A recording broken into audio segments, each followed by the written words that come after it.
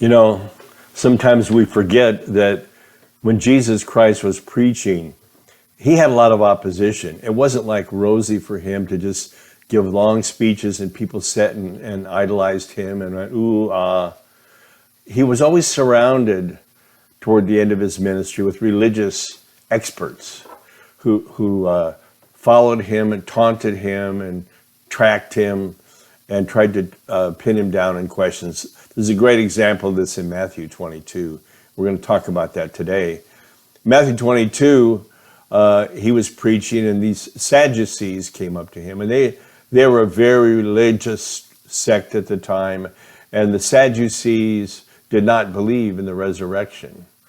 And so they were testing and tempting Jesus, trying to trick him because he was talking about the resurrection. And they said, well, you know, Moses told us that if a man dies and doesn't have children, his brother's got to marry his wife and bear children with her.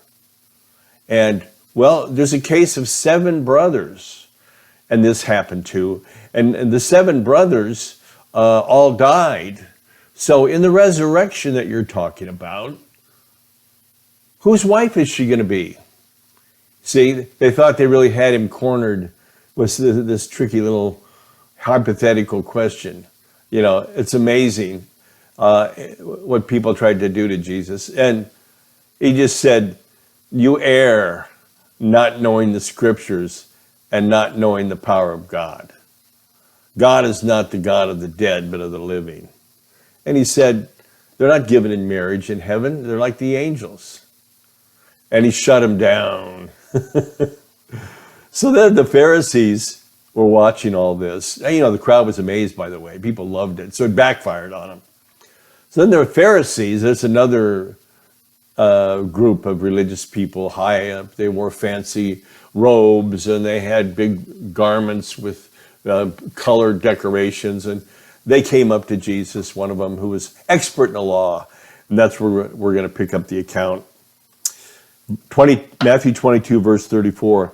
Hearing that Jesus had silenced the Sadducees, he shut them down. The Pharisees got together. One of them, an expert in the law, tested him with this question. Teacher, can't you just see him? Teacher, which is the greatest commandment in the law? You know, there were estimated to be 613 commandments in the Old Testament, or commandments and laws, 613. So, you know, they were testing him to see what he knew and what he would say. And I'm sure it was one of those questions, no matter what you said, you could figure out a wrong answer to it, right? But Jesus took it on. He said, love the Lord your God with all your heart and with all your soul and with all your mind. This is the first and great commandment. And the second is like it. Love your neighbor as yourself. All the law and the prophets hang on these 2 commandments. You know, in the tents of those times, the important, valuable things were hung inside the tents, you know, on these hooks or anywhere they could get them above the ground so that they wouldn't get dirty or damaged. So the whole law, these 2 commandments are the linchpin for the whole law. Love the Lord your God with all your heart, soul, mind, and strength, and love your neighbors yourself. This is the bottom line of Christianity, you know it? You know, sometimes we as Christians make it too complicated, don't we? We do seminars and classes, and we have theological debates and discussions, and we interpret the word this way, and another church interprets it that way.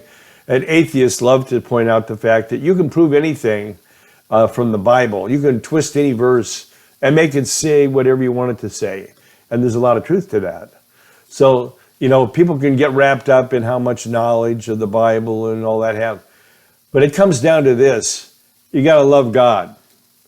And you got to love your neighbors yourself. You know, they call that the golden rule. Do unto others as you would have others do unto you.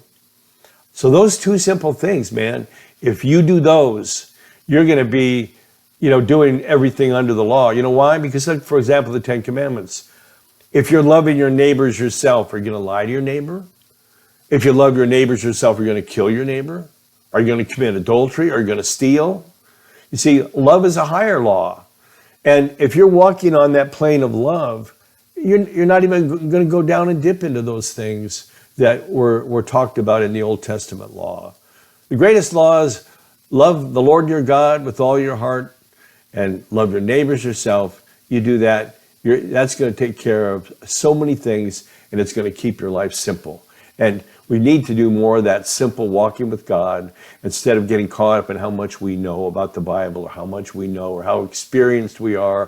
Whenever I hear somebody say, well, I've been a Christian for 50 years. Well, I've been a Christian for 50 years, but I don't go talking about that because it doesn't matter what I did before. What matters is what I'm doing right here now, And so this is what I want to leave you with. Encourage you to keep it simple. Encourage you to just love God and love your neighbors yourself and enjoy your life. Be joyful. God wants us to enjoy life.